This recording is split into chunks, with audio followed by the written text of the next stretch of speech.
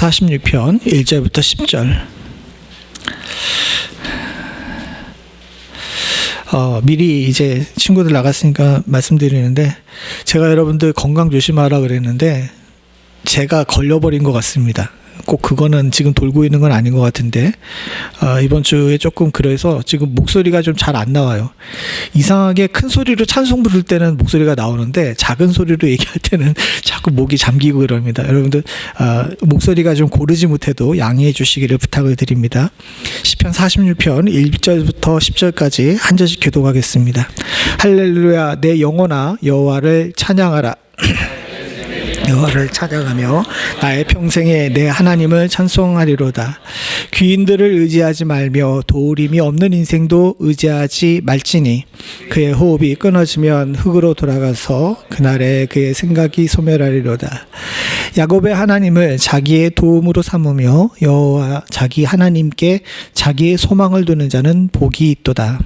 여호와여 천지와 바다와 그 중에 만물을 지으시며 영원히 진실하심을 지키시며 억눌린 사람들을 위하여 정의로 심판하시며 줄인 자들에게 먹을 것을 주시는 이시로다. 여호와께서는 갇힌 자들에게 자유를 주시는도다. 여호와께서는 비굴한 자들을 일으키시며 여호와께서는 의인들을 사랑하시며 여호와께서 나그네들을 보호하시며 고아와 과부를 붙드시고 악인들의 길을 굽게 하시는도다. 시온아 여호와를 영원히 다스리시고 내 하나님은 대대로 통치하시리로다. 할렐루야. 아멘. 새해가 나고 두 번째 주일입니다. 여러분들에게 지난 한 주 새해 복 많이 받으시라고 열심히 인사를 다들 하셨었고 또 지금도 하고 계시는 줄로 압니다. 그리고 기도 제목을 봤죠. 여러분들의 기도 제목에 여러분들의 소원을 쓰실 겁니다. 그리고 그 기도 제목을 놓고서 저는 기도해요. 그리고 저의 원칙이 있는데, 여러분들이 기도 제목을 쓰게 되면 그것이 신학적으로 성경적으로 맞든 안 맞든 그냥 그걸 놓고 그냥 기도합니다. 받으시고 안 받으시고는 하나님의 일이지 제가 거기서 검열할 필요는 없는 거잖아요. 거기에 제가 한 가지 더 기도하는 것이 있는데, 제가 솔직하게 말해서 여러분들을 위해서 기도하면서 그렇게 기도합니다. 우리 어느 장로님, 어느 권사님, 어느 집사님 올해 11조 많이 하게 해주세요라고 기도합니다. 굉장히 목사가 하는 기도치고는 되게 저렴하죠. 목사가 11조 많이 하게 달라고 기도하게 되면 여러분들 퍼떡 드는 생각은 어떤 생각입니까? 서목사도 돈 되게 좋아하네, 이런 생각하지 않으십니까? 근데요, 제가 그렇게 기도하는 이유는 그 11조를 드린다는 것 자체의 의미가 여러 가지를 담고 있기 때문에 그렇습니다. 우선 11조를 드리려면 뭐가 많아야 돼요? 예? 수입이 많아야 돼요. 여러분들 모두가 한 해에 주의 은혜 가운데 물질적으로 풍성하길 위해서 기도하는 것입니다. 그런데 사실 수입이 많다 그래서 11조를 많이 할 수 있는 것은 아니거든요. 사실 전에 캘리포니아에 사역을 하면서 제가 맡고 있던 여러 연령대가 있었는데, 그 중에서 제가 나이 가장 많으신 분들이랑 가장 나이가 어린 그룹을 맡았어요. 가정을 갓 이룬 그룹을 맡았는데, 가정을 갓 이룬 그룹, 거기 청년들에서 이제 갓 결혼하고 신혼이 된 30대 20대 후반에서부터 40대 들어가기 전까지 이런 친구들하고 이제 성경 공부를 하고 교제를 했는데, 어느 한 날 11조에 관한 이야기가 나왔습니다. 11조에 관한 이야기가 나왔는데, 이 사람들이 11조에 관해서 이야기를 하면서 11조를 내야 된다는 것에 대해서는 다 동의를 했는데, 한 가지에 대해서 서로 의견이 충돌이 되더라고요. 세전 11조를 낼 것인가, 세후 11조를 낼 것인가. 이게 무슨 소리인지 모르시겠죠? 여러분, 세전 11조, 세후 11조가 무슨 소리인지 아세요? 예, 세금 내기 전에 수입으로 11조를 떼어야 되느냐, 아니면 세금 낸 이후에 11조를 떼야 되느냐, 이거 가지고 서로 싸워요. 그런데 제가 거기서 그런 얘기를 했던 기억이 납니다. 그게 액수가 얼마인지가 중요한 것이 아니라 그게 내 정성을 담긴 온전한 하나님께 드리는 마음의 11조여야지 주께서 받으시지 않겠냐. 세후 11조, 세전 11조는 각자 믿음의 분량이다, 이렇게 이야기를 했었습니다. 근데 사실은 그렇습니다. 제가 아까 전에 11조를 많이 하게 해달라고 기도를 했다 그러는데, 헌금은요 사랑하는 성도에는 마음이 없으면, 하나님을 향한 의지와 온전한 믿음이 없으면 불가능한 일입니다. 수입이 아무리 많다 그래가지고 그렇게 할 수는 없죠. 즉 11조를 많이 내게 해달라는 기도는 여러분들의 영적인 상태와 믿음이 건강하고 강건하기를 바라는 마음에서 그렇게 합니다. 그리고 11조를 많이 드리게 해달라고 기도하는 또 한 가지 이유가 있는데, 그것이 뭐냐 하게 되면요, 사랑하는 성도님들, 11조가 많게 되게 되면요, 누가 좋아요? 예? 서목사가 좋다는 소리 안 나와서 너무너무 감사합니다. 사실은 11조가 많든 헌금이 많이 나오든 적게 나오든 사실 저한테는 그렇게 영향이 많이 없어요. 왜? 정해져 있는 그 샐러리가 딱 정해져 있고요. 교회가 물질이 많게 되게 되면요, 두 가지 일이 일어나는데, 하나는 시험에 들거나 하나는 교회가 부흥합니다. 그런데 저는 그 11조를 많이 내게 해달라는 기도 가운데 하나님께서 이 물질을 통하여서 주의 교회가 풍성해질 뿐만 아니라 그 풍성함을 통해서 우리의 교회가 교회 역할을 제대로 감당하게 해달라고 함께 기도해요. 교회에 물질이 쌓여져 있게 되게 되면 범죄하는 일이 많습니다. 돈 많은 교회 치고 건강한 교회는 없어요. 그런 면에서 볼 때 주님의 교회 가운데 하나님께서 매년 딱 적정하게만 채워주시는 은혜 또한도 주께서 주시는 복인 줄로 믿습니다. 우리가 그런 복들을 놓고서 기도를 합니다. 이것이 저의 목회자로서의 마음이고 여러분들을 향해서 하는 기도예요. 그래서 올해도 기도할 겁니다. 우리 사랑하는 성도님들 11조 많이 하게 해달라고. 이건 서목사가 돈을 밝혀서가 아니라 여러분들의 가정이 주 안에서 물질적으로, 영적으로, 또 교회가 주의 안에서 참된 부흥을 누릴 수 있게 위해 드리는 그런 기도입니다. 근데 잘 생각해 보게 되게 되면요, 이런 기도에 우리들이 또 연초에 하는 기도, 새해 복 많이 받으라고 하는 이런 인사에 잘 보게 되면 사람이 복에 대한 기준이 어디 있는지를 알 수 있게 돼요. 제가 그 기도를 했다고 여러분들한테 자랑을 하거나 이렇게 기도합니다라고 소개를 하는 것이 아니라, 사실 인간이라는 존재가 그렇습니다. 누군가 복 받았다, 누군가 잘 됐다라고 이야기를 하게 되면 사람들은 물어봅니다. 그럼 그 사람이 어떤 복을 받았는데? 라고 이제 물어보죠. 그럼 어떤 복을 받았느냐고 물어볼 때 많은 사람들이 계량하기 쉬운 숫자로 이야기하는 것을 얘기를 해요. 그 사람의 수입이 얼마나 되는지, 그 사람이 얼마나 높은 직급에 있는지, 또 그 사람이 자녀들이 얼마나 좋은 출세를 했는지, 이런 것들을 계량할 수 있는 숫자로 얘기를 하면서 그 사람이 복받았다라고 이야기를 합니다. 사실 이게 가장 간단하고 편해요. 제가 아까 전에 11조 많이 하게 해달라고 기도하는 걸 보게 되면 사실 풀어서 기도하는 것이 훨씬 낫죠. 가정에 세세하게 이렇게 해달라고 기도하는 게 낫는데, 어떻게 보게 되면 이런 걸 다 뭉쳐가지고 하나로 기도하는 걸 수도 있어요. 근데 이것이 되게 직관적이고 이것이 되게 편리한 것은 또한 사실입니다. 그러다 보니까 무슨 문제가 생기게 되냐면, 항상 영적으로 깨어서 이 기도 가운데 내가 구하는 물질이나 내가 구하는 이런 현상적인 축복에 대해서 영적으로 깨어서 이걸 통해 가지고 하나님의 영광을 드러내기를 원합니다라고 하면서 영적으로 깨어있는 기도를 하면 되는데, 어느 순간인가 우리가 숫자나 계량할 수 있는 것들에 매몰이 돼 가지고 복은 곧 손에 잡히는 것, 눈으로 확인할 수 있는 것, 여기에 집중하는 경우가 많음을 보게 됩니다. 그래서 여러분들 잘 생각해 보십시오. 여러분들 새해 복 많이 받으시라 그러는데, 여러분들 그 새해 복 많이 받으시라는 말 가운데 여러분들 어떤 마음을 품고 합니까? 예? 앞에 있는 사람이 올 한 해 부자 되게 해달라고 기도하죠. 기도하는 게 아니라 그렇게 빌면서 얘기를 하죠. 그러다 보니까 한국에서 한동안 그런 이제 표현이 났는데, 더 저렴해진 거예요. 새해 복 많이 받으셔라고 얘기하기보단 올해 뭐 하라 그럽니까? 대박 나세요라고 이야기를 하죠. 사실 언어적인 입장에서 보거나 신학적인 입장에서 볼 때 이 굉장히 위험한 이야기예요. 어느 순간인가 인간이 추구해야 될 복 자체가 협소해지고 자본주의적이 돼버린 겁니다. 사실 이런 질병은 인류가 계속 겪고 있는 질병이에요. 눈이 좁아지는 질병입니다. 그리고 이 눈이 좁아지는 질병으로 인해 가지고 인간이 진짜 누려야 될 인간으로서의 존엄성을 놓쳐버리는 경우가 많이 있습니다. 제가 매해 1월에는 사랑하는 성도들에게 복에 관한 설교를 합니다.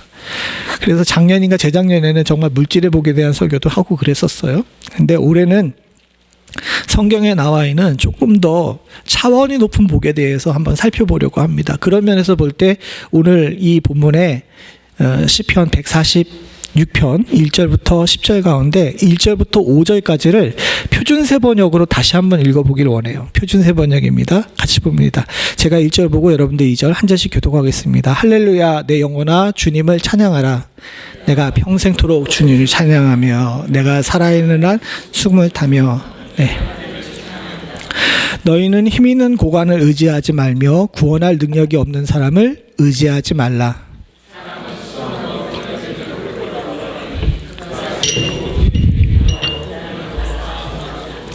함께 읽겠습니다.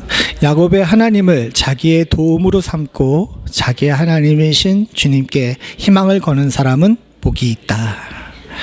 참 다행스럽게도 우리 표준세 번역에는 이 쉼표와 마침표를 참 잘 사용해서 번역을 했어요.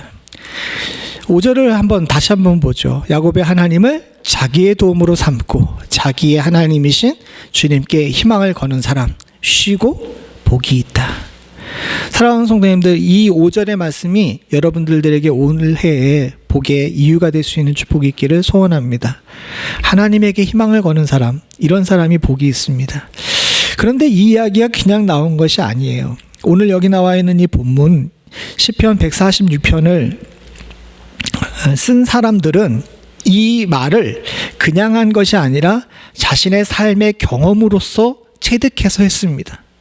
살다 보니 인생의 많은 것들이 4절에 나온 것처럼 흙으로 돌아갈 수밖에 없는 허무한 것이라는 사실을 깨닫게 된 거예요. 그리고 나서 그들의 나온 결론이 뭐냐? 하나님에게 희망을 걸어야 되겠구나. 그걸 할 줄 아는 사람이 진짜 복받은 사람이구나라는 것을 깨닫게 된 겁니다. 그래서 내 첫 번째 제목을 살아보니라고 제목을 잡았는데, 왜 그랬냐 하면 시편 146편, 오늘 우리가 읽은 이 본문서부터 150편까지가 시편의 마지막인데 여기를 제3할렛이라고 분류합니다. 시편에 보게 되면 할렐루야로 시작해서 할렐루야로 끝나는 할렛이가 세 뭉태기가 있어요. 그래서 제1할렛이, 제2할렛이, 제3할렛인데 우리가 오늘 읽은 본문인 제3할렛의 처음에 도입부입니다. 이 제3할렛에 대해서 우리 성경에는 그 표제가 없어요. 위에 보게 되게 되면 145편에는 다윗의 찬송시라고 나와 있고 이런데 146편에는 그런 게 붙어 있지 않잖아요. 붙어 있지 않은데 우리 성경에만 없습니다. 사실은 히브리어 성경에서 헬라어 성경으로 예수님 시대 조금 전에 알렉산드리아에 모여가지고 랍비들이 모여서 히브리어 구약 성경을 갖다가 헬라어로 번역한 성경이 있어요. 그게 아주 유명한 성경인데 70인역이라는 성경입니다. 그 70인역을 번역한 것이 라틴어로 번역한 것이 불가타고 그 불가타를 또 영어로 번역한 것이 킹제임스 버전이고 그 킹제임스 버전에서 우리 성경을 비롯해 많은 성경들이 이렇게 번역이 된 거예요. 근데 이 70인역에 보게 되게 되면 이 146편 앞에 부제가 달려 있는데 그 부제가 뭐냐 하게 되면 할렐루야 학개와 스가랴의 시라고 이렇게 되어 있습니다. 그러니까 146편서부터 시작해서 150편까지는 학개와 스가랴가 이제 쓴 시라고 이제 랍비들이 이렇게 정리를 해놓은 거죠. 밑에는 헬라어인데 그냥 좀 있어 보이라고 한 겁니다. 별로 중요한 게 아니니까 저렇게 나와 있는데 그게 번역하게 되면 할렐루야 학개와 스가랴의 시라는 거예요. 그 이야기는 뭐냐 하게 되면 146편부터 150편 같은 경우는 학개와 스가랴가 언제 사람이냐 하면 이스라엘 사람들이 나라가 완전히 망한 다음에 바벨론으로 포로로 잡혀갔다가 70년 동안 거기서 노예 생활을 하고 돌아와가지고 성전을 회복할 때의 선지자가 학개와 스가랴예요. 즉 포로에서 돌아온 사람들이 성전을 재건축하면서 지은 시가 그리고 거기서 노래한 시가 시편 146편서부터 시작해가지고 150편까지라는 겁니다. 그런 면에서 볼 때 오늘 이 성경 속에 나와 있는 이 표현들이 그 당시 시대 상황을 비춰서 해석하게 되게 되면 그냥 나온 것이 아니라 그들의 경험 속에서 나온 것이라는 사실을 알 수가 있게 돼요. 오랜 포로 생활 끝에 이스라엘 사람들이 해방이 됐습니다. 해방이 되는데 많은 사람들은 역사를 공부하는 사람들은 그렇게 얘기해요. 이들이 해방된 것은 바벨론에서 페르시아로 제국이 바뀌면서 페르시아 제국이 들어서면서 그냥 민족을 해방시켰기 때문에 어부지리로 유대도 해방이 된 것이라고 이야기하는 사람도 있습니다. 또 어떤 사람은 그 당시 왕이 해방을 선포한 왕이 고레스라는 사람인데 이 고레스라는 사람이 역사 속에서 굉장히 특이한 사람이거든요. 고대인이에요. 그러니까 우리나라로 보게 되면 고조선 시대에 해당하는 그 옛날 사람인데 이 사람의 마인드가요 현대인들보다 훨씬 더 진취적이었어요. 도서관을 세우고 또 민족들을 이제 억압하지 않고 모든 민족은 그 자결하여 스스로 살 수 있다라고 이렇게 얘기하는데 현대 와가지고 그 민족 자결주의를 얘기한 사람이 누굽니까? 웨드로 윌슨이라 그래가지고 1919년이나 그때쯤에 돼서 나오는 사상인데 이 고레스는 그때부터 벌써 그런 생각을 가지고 있었어요. 그러니까 어떻게 보게 되면 고레스라는 아주 특이하고 특출한 왕의 개인기로 말미암아서 유대가 해방이 된 것이라고 이렇게 얘기하는 사람도 있었습니다. 근데 시인의 생각은 달랐어요. 우리가 독립하고 우리가 해방된 것은 시대를 잘 만나서 제국의 교체기에 있었기 때문에 또는 그 당시에 세상을 지배하고 있던 사람이 정말 선하고 착한 사람이었기 때문에 그랬던 것이 아니라는 겁니다. 학개와 스가랴는 생각해 볼 때 우리 민족이 노예에서 해방이 된 것은 다 하나님의 은혜라는 거예요. 그래서 여기 1절 2절에 보게 되게 되면 뭐라고 했냐면 내 영혼아 여호와를 찬양하라. 그리고 나서 2절에 내 생전에 여호와를 찬양하며 나의 평생에 내 하나님을 찬송하리로다. 내 영과 육을 다하여서 하나님께 할렐루야 하겠다라고 이야기를 합니다. 근데 왜 그렇게 할 수 있었을까요? 사실 학개라는 사람은요 저 당시 활동할 때의 나이가 80이었습니다. 이 80이란 얘기는 이 사람이 10대 때 바벨론의 포로로 끌려가가지고 평생을 바벨론에서 노예로 살다가 나이가 거의 죽을 때 80에 가까워가지고 지도자로서 민족의 지도자로서 선지자로서 이스라엘을 리더하는 지도자로 왔어요. 와가지고 성전을 세웠는데 성전이 잘 세워졌습니까? 처음엔 털을 잘 닦았는데 옆에서 방해하니까 어떻게 됐냐 하게 되면 성전 건축하던 걸 놔버렸어요. 놔버리고 뭐부터 집니까?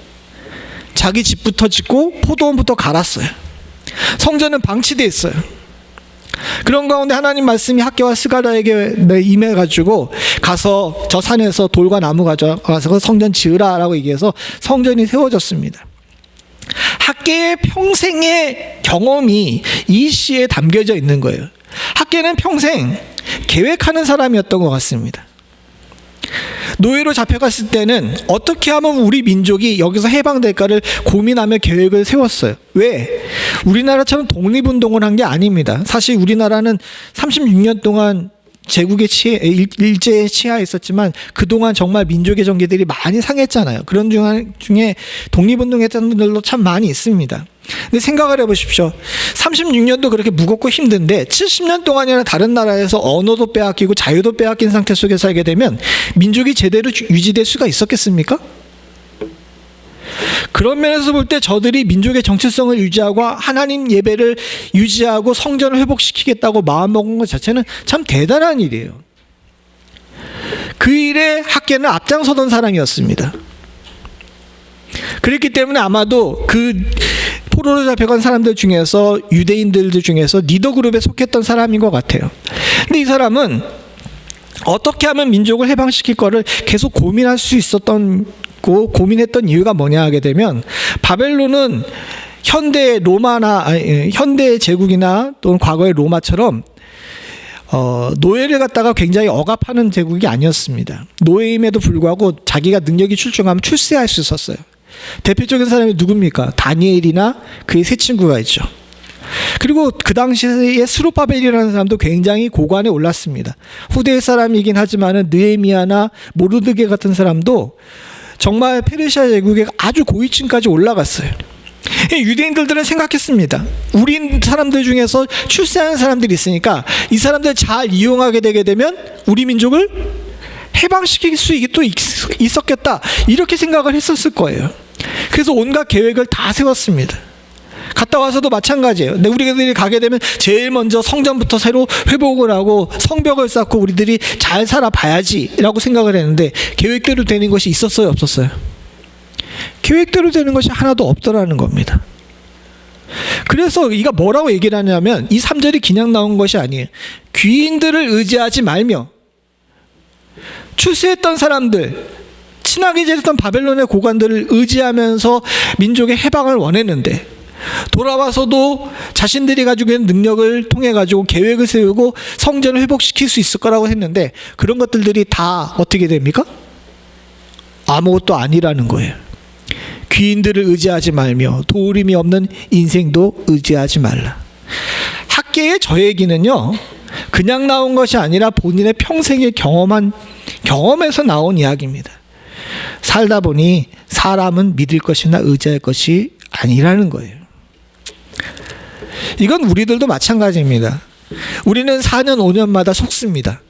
소위 정치인들이 나와가지고 제일 많이 하는 이야기가 뭡니까? 내가 대통령이 되면, 내가 미국의 대통령이 되면, 내가 한국의 대통령이 되면 어떻게 한다 그래요? 여러분들 다 부유하게 잘 살게 만들겠다라고 이야기를 하죠. 정치적인 발언을 하니까 다들 대답을 안 하시고 쓱 얼굴이 굳어지시는데 그 이야기가 맞아요, 틀려요? 예? 지키지도 못할 공허한 약속을 공공의 약속이라고 하면서 공약으로 다들 이야기를 합니다. 그런데 그 정치가들이 이야기를 하는데 여러분들 그게 다 그 사람들 이야기가 다 진실되게 들려요? 이 뜻도 아니라고 그렇게 대답을 하셔. 그런데 왜 4년마다 5년마다 거기에 속아 넘어가요? 에? 다 속아 넘어가시잖아. 왜냐하게 되면요, 인간은 기본적으로 누군가에게 의지하고 기대고 싶은 마음이 있기 때문이에요. 마찬가지로 그것은 넓은 영역에서 마찬가지지만 가정에서도 마찬가지입니다. 많은 부모들이 자녀들에게 기대해요. 그리고 많은 자녀들이 부모에게 의지하죠. 그런데 사랑하는 성도들, 죄송한 얘기지만 성경에서는요, 한 번도 자녀와 부모에게 기대하거나 기대를 갖으라는 얘기를 하지 않습니다. 정확하게 워딩이 뭐냐면 내 부모를 공경하라 그래요. 공경은 기대하거나 의지하라는 얘기가 아닙니다. 마찬가지로 부모들은 자녀들에게 어떻게 하라 그래요? 노엽게 하지 말라 그래요. 왜 부모가 자녀들을 노엽게 합니까? 자녀들에게 기대하기 때문이죠. 도리어 성경은 기본적으로 어떤 얘기를 하냐 하게 되면 이들은 부모를 떠나서 독립할 존재라고 이야기를 합니다. 그래서 결혼에 대해서도 이야기를 하잖아요.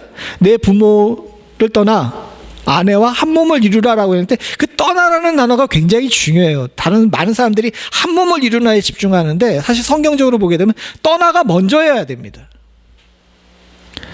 각자 하나님 앞에서 여러분들은 독립된 존재로 각자 서야 됩니다. 부모의 기도로 천국 가는 사람 없고요, 배우자의 기도로 천국 가는 사람 없고요, 자녀의 기도로 천국 가는 사람 없습니다. 내 기도로 내가 하나님을 만나서 나의 하나님을 고백하고 나의 하나님과 교제해야 그 사람이 진짜 주 안에서 온전한 복 받는 사람인 줄로 믿습니다. 사랑하는 성도들, 그런 면에서 볼 때 하나님께서는 인간이 다른 인간에게 기대를 품는 것 자체가 얼마나 허무한지를 여기 시편 146편뿐만 아니라 모든 곳에서 계속 이야기하고 있어요.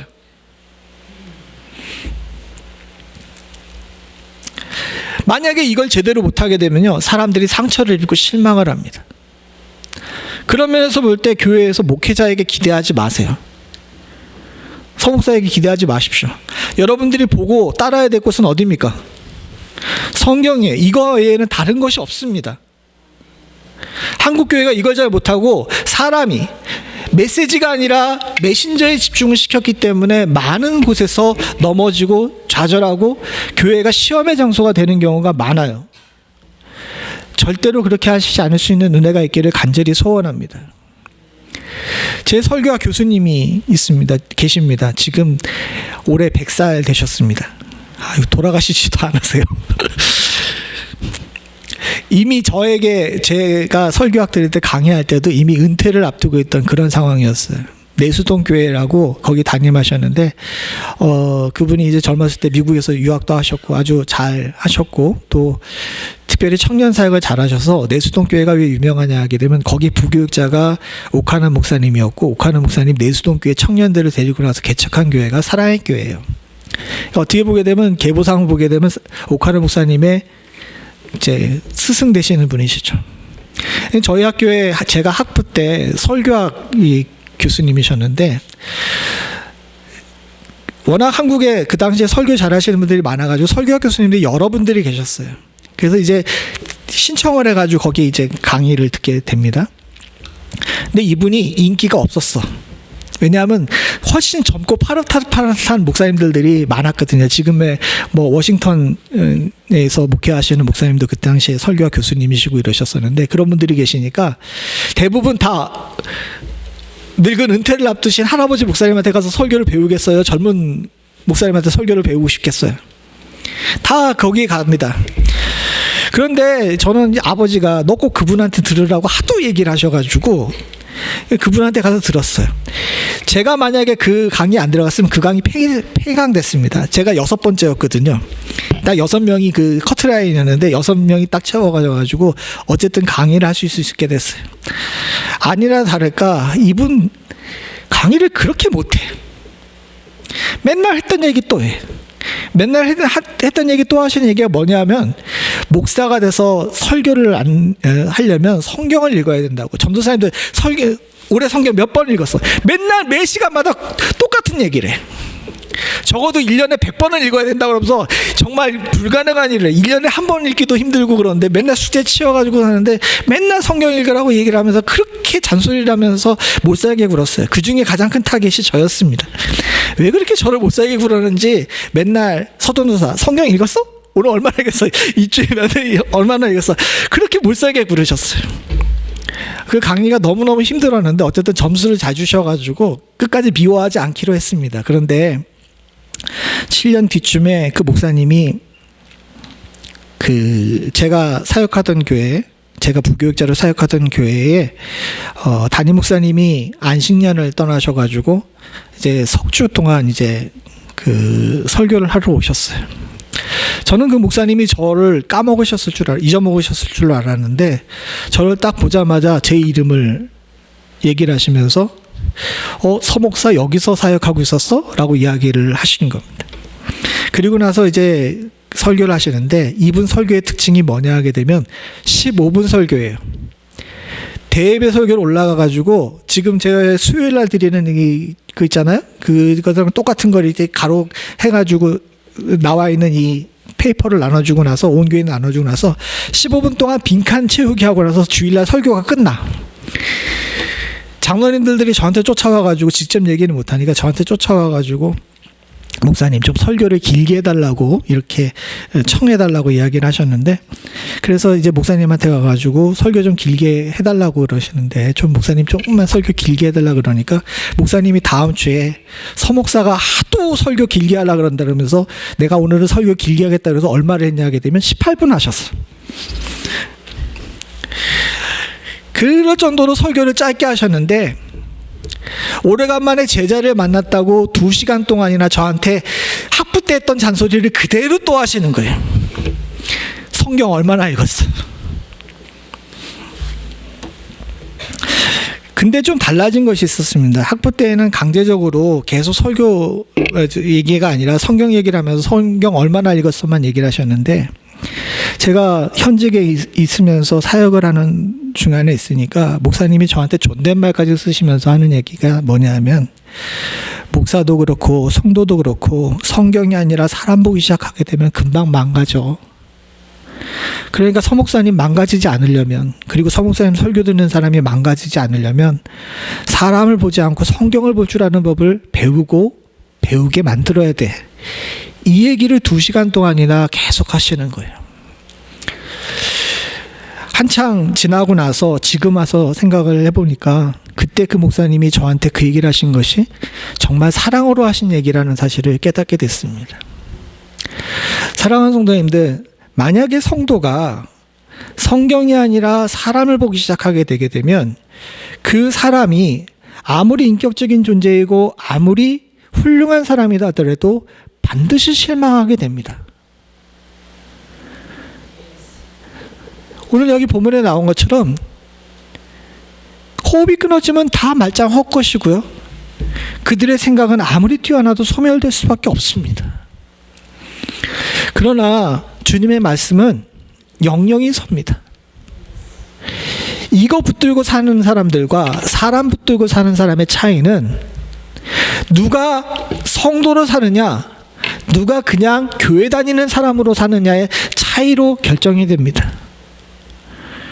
사랑하는 성도님들, 그런 면에서 볼 때 저와 여러분들은 성경을 붙잡고 사시는 분들 되실 수 있기를 소원합니다. 이게 복입니다. 그래서 뭐라고 얘기하냐면 주님께 희망을 거는 사람이라고 이야기를 합니다. 그 당시의 주님은 바로 지금의 우리의 주님은 이 말씀이잖아요.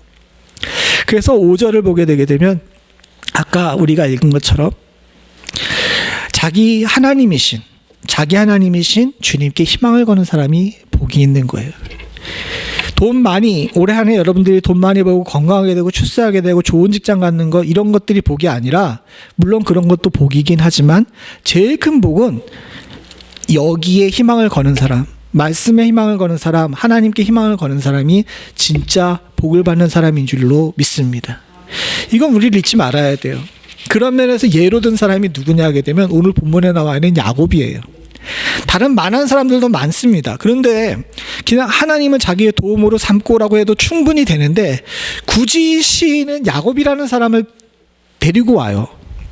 왜냐 하게 되면 야곱으로부터 이 하나님께 희망을 거는 사람의 모델을 찾을 수가 있거든요. 야곱이 어떤 사람입니까? 형의 발 뒤꿈치를 붙잡고 태어난 사람입니다. 그래서 야곱이라는 이름 자체도 그래요. 붙잡다라는 의미에서 나온 것이 야곱입니다. 이름을 그렇게 지어서 그런지 모르지만 이 사람 평생 사는 동안 뭔가 붙잡으려고 그렇게 노력하는 사람이었어요. 자기 형을 붙잡고 장자의 명분을 붙잡고 또 외삼촌 집에 가서는 아내를 붙잡으려고. 자, 보통 생각해 보십시오. 여자 하나 얻겠다고 7년 동안 무료 봉사합니까? 그렇게 못해요. 그런데 외삼촌이 사기를 쳤어. 둘째 딸 라헬을 원했는데 레아를 몰래 집어넣고 나서 모른 척해. 난 모르겠다. 너 얘 얻고 싶으면 7년 더 해라. 근데 야곱 해요, 안 해요? 이 사람 진짜 목표지향적인 사람이야. 뭔가 한 목표를 지향하게 되면 그걸 붙잡을 때까지 어떻게든 최선을 다해 그걸 하려고 해. 그래서 무려 14년 동안이나 여자 둘 얻겠다고 그 난리를 치면서 그걸 붙잡고 결국은 붙잡았습니다. 그리고 나서 물질을 붙잡으려고 최선을 다합니다. 심지어는 외삼촌과 외삼촌의 아들들이 제 사기친다라고 이야기할 정도로 정말 부자가 되려고 온통 웬간 노력을 다 한 사람이에요. 후에 자식도 마찬가지입니다. 자식을 붙잡으려고 참 노력을 많이 했죠. 그런데 그렇게 100년을 살아왔는데 100살쯤 돼가지고 야복강가에 갔는데 자기가 붙잡으려고 했던 그 많은 물질, 명예, 명분, 심지어는 아내와 자식도 아무것도 소용이 없다는 사실을 깨닫게 됐어요. 장자의 명분 붙잡으려고 노력했는데 명분만 붙잡았지 힘이 없으면 아무 소용이 없다는 걸 삶에서 느꼈거든요. 아내를 붙잡으려고 노력을 했는데 아내들 2명이 됐다가 4명이 되고 나니까 맨날 뭐합니까? 아내들이 뭐예요? 이걸 어떻게 잘 알아? 아내들 내 말은 애들 맨날 치고받고 싸워. 자식들도 마찬가지예요. 아들을 12이나 낳았으니 그 당시로 봐서는 성공을 했는데 아들도 잘 보게 되게 되면 자기 엄마가 어떤 사람이냐에 따라 가지고 패가 넷으로 갈렸어. 그런데다가 자신이 태에서 나온 제일 첫 번째 아들인 누우벤, 자신의 명예와 같은 이 누우벤은 뭐 했는지 아십니까? 여러분들 이 성경에서 그런 거 잘 쓱 넘어가고 싶으니까 잘 안 하는데 성경에 분명히 나왔어요. 자기 서모인 비라와 간통했어요.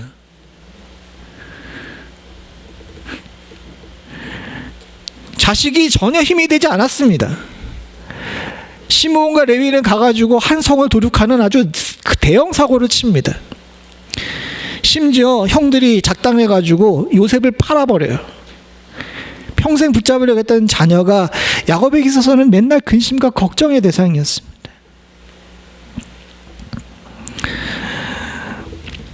그렇게 붙잡았던 모든 것들이 다 헛수고라는 사실을 알고 야복 강가에 엎드렸는데, 야복 강가에서 야곱이 정말 인생 일대의 업적을 이룹니다. 어떻게 합니까? 하나님의 사자와 씨름해요. 근데 이 씨름이라는 단어가 우리는 씨름이라고 번역이 되는데, 이게 원어로 보게 되면 아바크예요. 좀 익숙하잖아요? 아바크라는 원어를 바탕으로 야곱이 나왔어요. 그렇지, 무슨 얘기냐 하게 되면 아바크는 붙잡다라는 의미인데, 결국 씨름이라는 단어와 야곱이라는 단어가 다 같은 원어에서 나온 겁니다. 정확하게 얘기하게 되면 야곱이 하나님의 사자와 씨름한 것이 아니라 하나님의 사자를 붙잡은 거예요. 평생 물질이나 자녀나 이런 명예 같은 것을 붙잡고 살았던 야곱이 정말 그때 인생의 절벽 앞에서 하나님을 딱 붙잡았는데, 이게 이 사람에게 있어서는 평생 제일 잘한 일이 된 거예요. 그리고 다 아시는 것처럼 야곱은 본인이 그렇게 쫓아다닐 수 있던 힘이었던 넓적다리가 그날 망가집니다. 이제부터 야곱은 야복 강가에서 그동안 그렇게 열정적으로 살았던 몸을 잃어버리고 장애인으로 살게 돼요. 성경에 분명히 절었다라고 나오거든요. 이제 똑바로 걷는 사람이 아니게 됐습니다. 그런데 그럼에도 불구하고 야곱은 강건하게 쑥 삽니다. 물론 그가 후에 애굽 왕의 앞에 갔었을 때 자신의 인생을 고백하면서 험악한 인생이라고 얘기를 해요. 근데 이 험악한 인생을 사는 동안에 야곱이 그렇게 힘들고 어렵게 괴롭게 살았지만은, 그렇게 인생의 것을 쫓던 사람이 후에 야복강 이후에 인생을 잘 보게 되게 되면 야곱이 그 위로도 어려운 일들도 험악한 일들을 많이 겪지만 이전처럼 격렬하게 반응하지 않습니다. 심지어는 아들이 죽었다라는 소식을 들었는데도 불구하고 울며 애통하긴 했지만 그 이상을 하지 않아요. 왜? 야곱은 야복강 이후로 자신이 쫓던 것들을 놔버리고 하나님 붙잡고 살 줄 아는 법을 배웠기 때문입니다. 그리고 나서 그가 자신의 삶을 이렇게 평가해요. 이제 병들어서 죽을 날 얼마 안 남아서 요셉을 불러가지고 요셉과 요셉의 아들들에게 축복하면서 자신의 인생을 이렇게 정리합니다.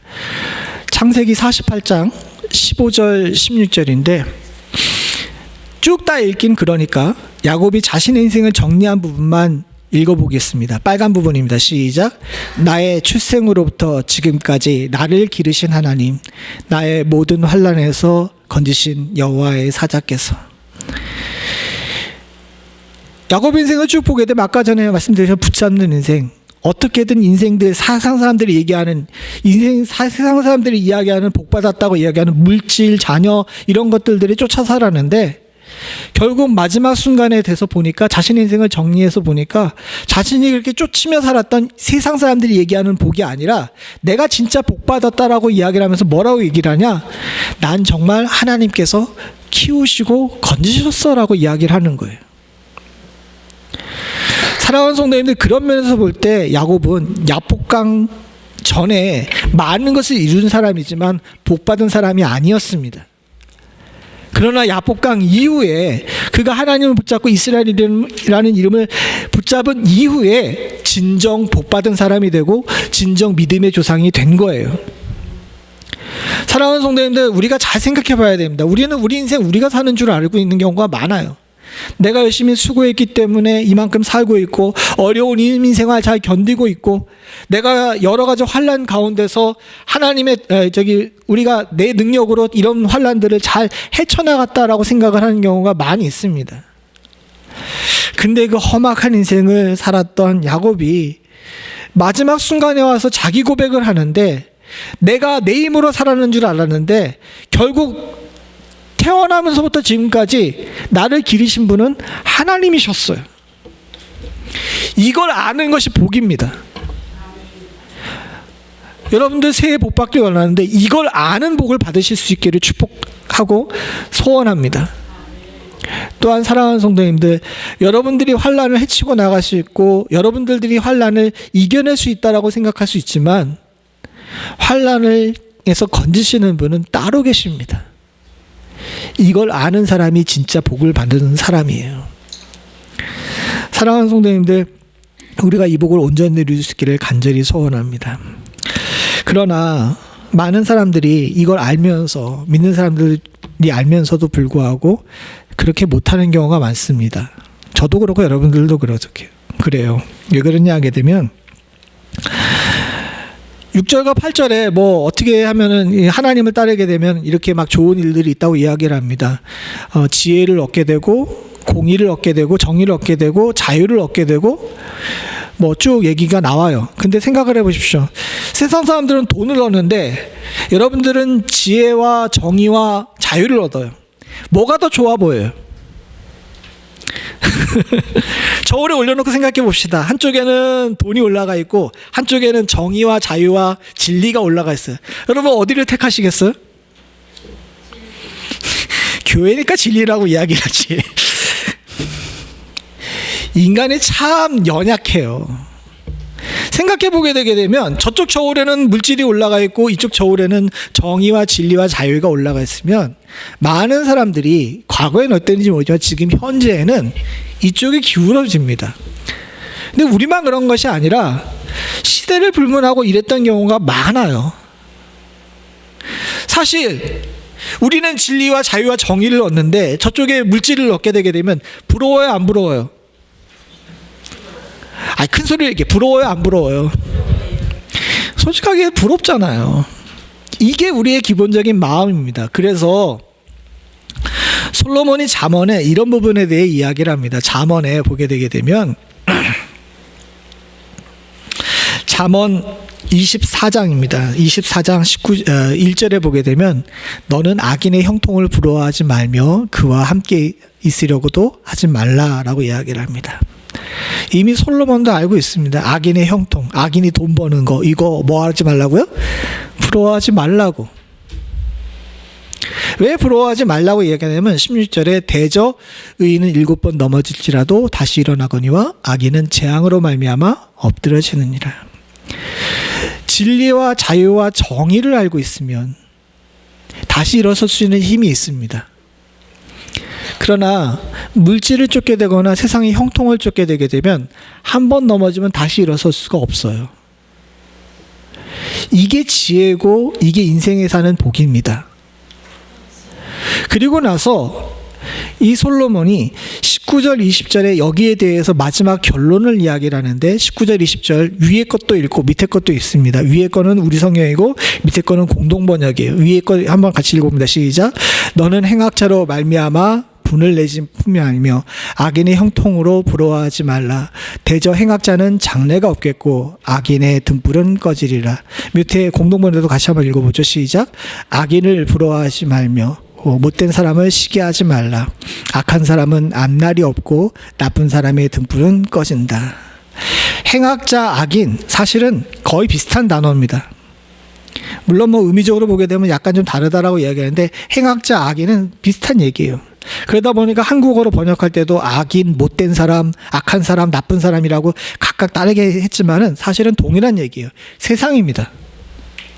근데 세상을 부러워하지 말고 세상을 시기하지도 말라라고 이야기를 하면서 왜 그래야 되냐면 세상의 것들, 우리가 소위 말해서 소망을 두고 있는 이쪽 저울에 있는 부분들은 앞날이 없어요.